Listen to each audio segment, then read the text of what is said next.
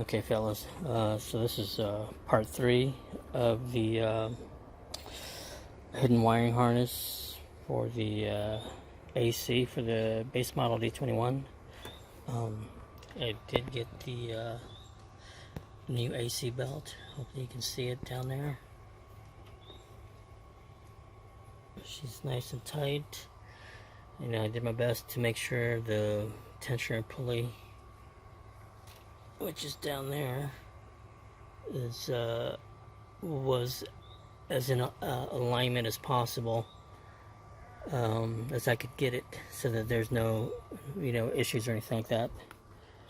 But I'm gonna start the truck real quick so you can see. I won't turn the AC on, that way you can see that it's off, and then after I'll turn the AC on so you can see the compressor kick in.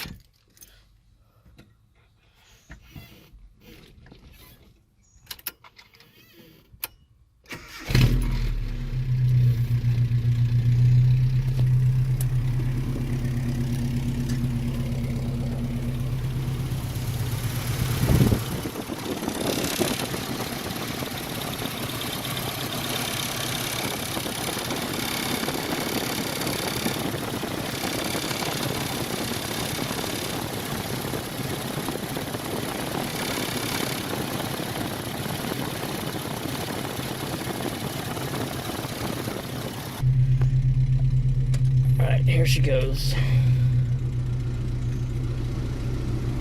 AC's on.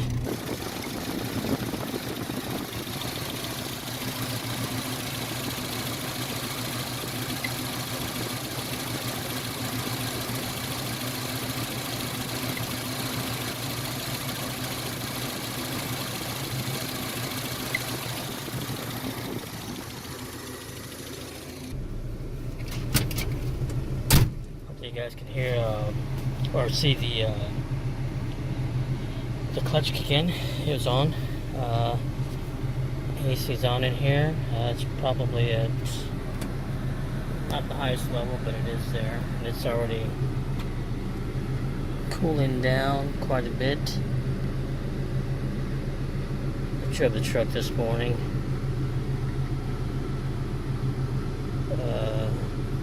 Drove pretty good. But I could tell the difference with the AC on and the tensioner belt. The AC belt and all that. You can definitely feel the truck is slower now, and it felt heavier. If that makes sense, it just felt heavier.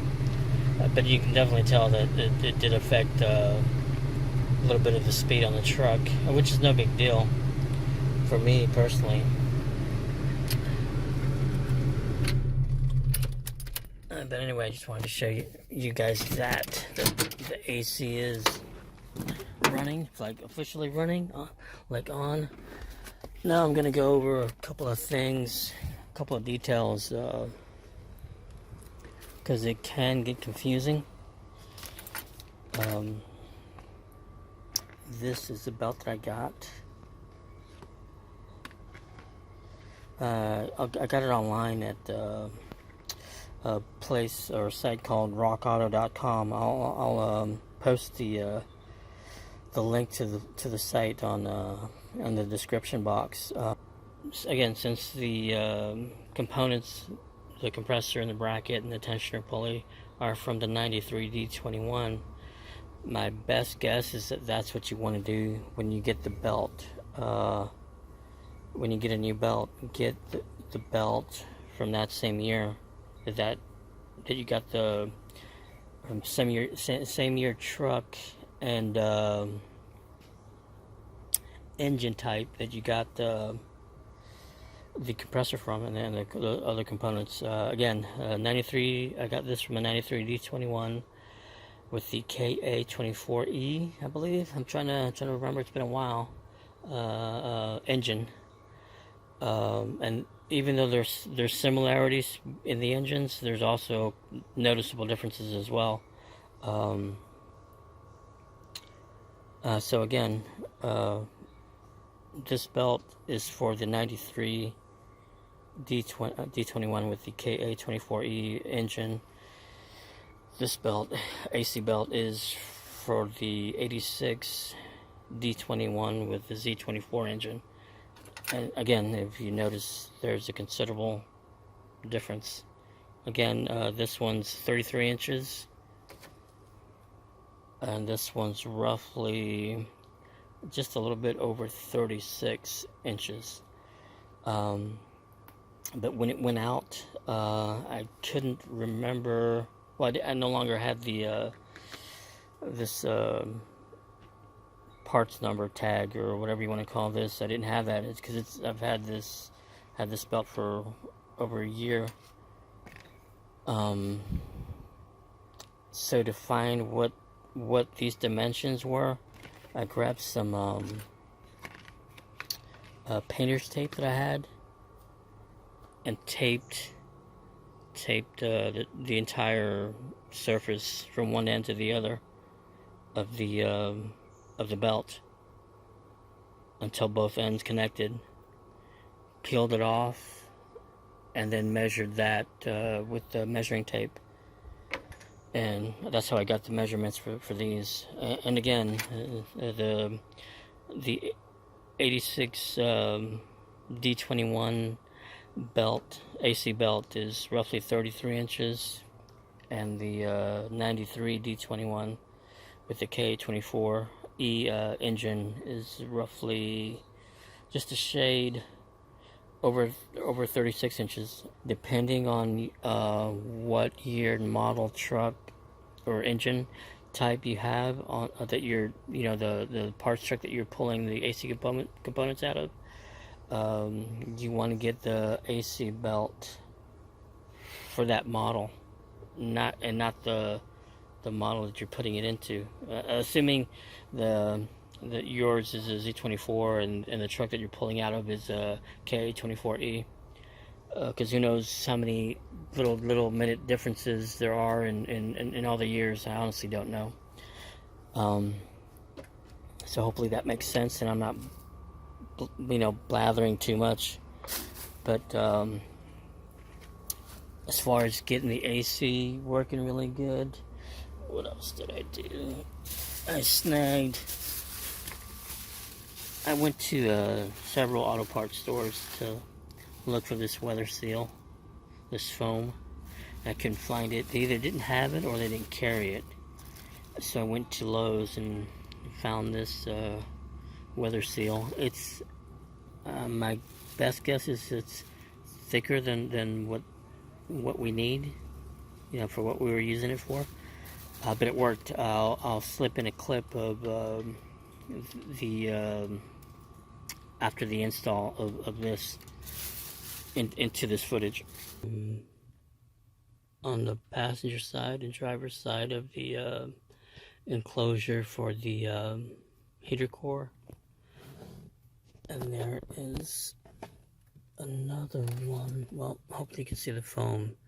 It's made of really nice tight seal. There's this one over here. I had to kind of wedge it in there, but it is in there.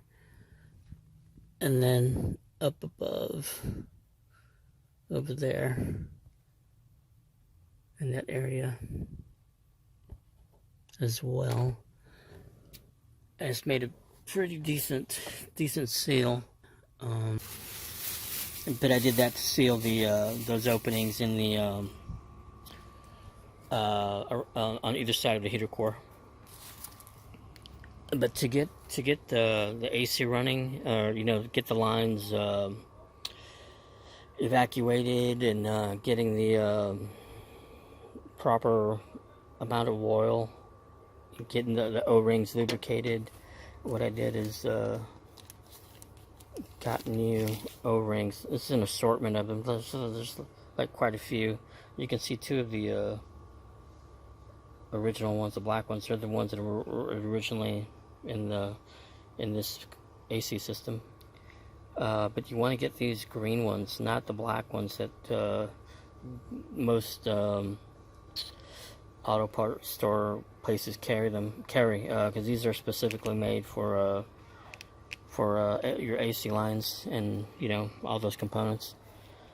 So I changed the two O-rings on either of these, the high pressure and the low pressure lines. They connect directly to the compressor. I installed those in there, and I also dabbed a little bit of this refrigerant oil around the O-rings as well, because you want those to be lubricated. Otherwise, there's a really good chance that they'll start to crack and cause a leak. There's also a line right here that I did the same. Another line right here. Hopefully the shadows and the brightness areas aren't too strong that you can see. The two over here on the firewall. And there's another one inside the heater core itself. I'll slide in a photo so you can see of that into the footage as well.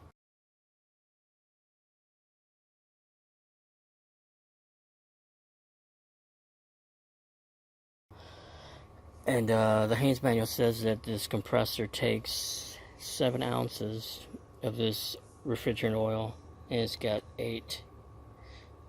So I installed the 7 ounces, closed the lines, really good and tight. And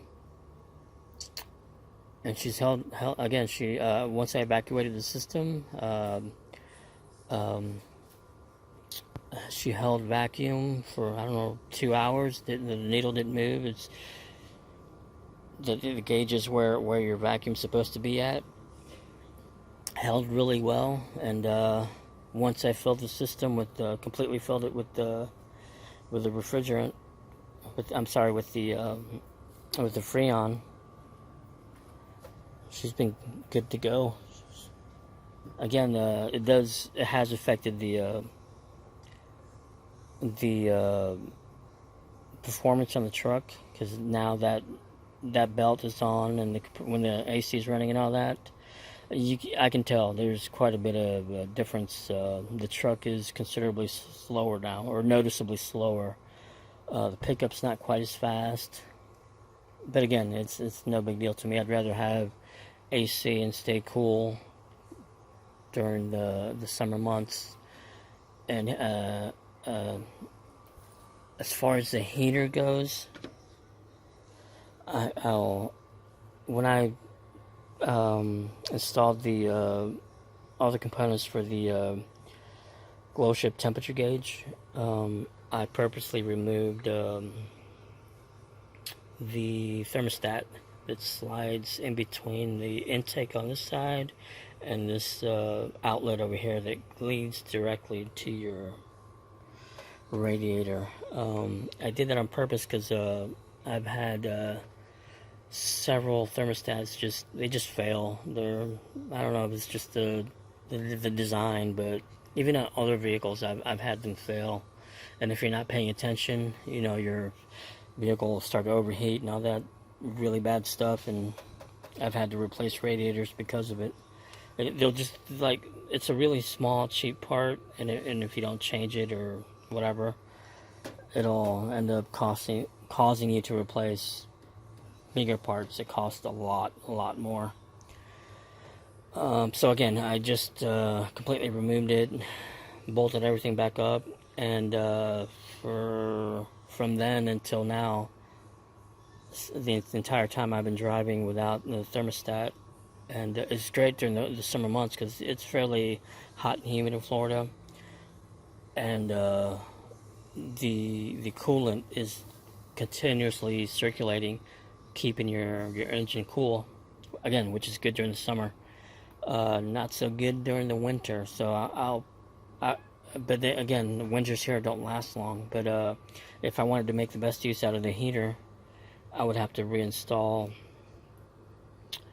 the thermostat, at least during the winter months or whenever it's cold, however long it's cold here in Florida. But yeah,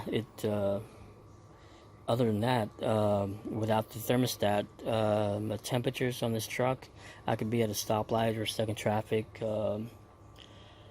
or anything like that. Just have the engine running, and the temperature will stay between 135 and maybe 150. I don't think it's raised much more than that. And with the thermostat, you know, if you're doing the same thing, you're stuck in traffic, or at a stoplight or something, for any extended number of minutes or time, it's normal for your temperature to go to 170 or higher. So I've actually gotten used to the numbers on this to stay low. In fact, the glow shift gauge and the stock gauge or temperature gauge, they stay really, really low. But anyway, I just wanted to share these last little couple of details with you guys on this, hopefully to help you out a little bit. And again, we officially have AC in the truck. Hopefully that clarifies, you know, all the other info and stuff. And I'll see you.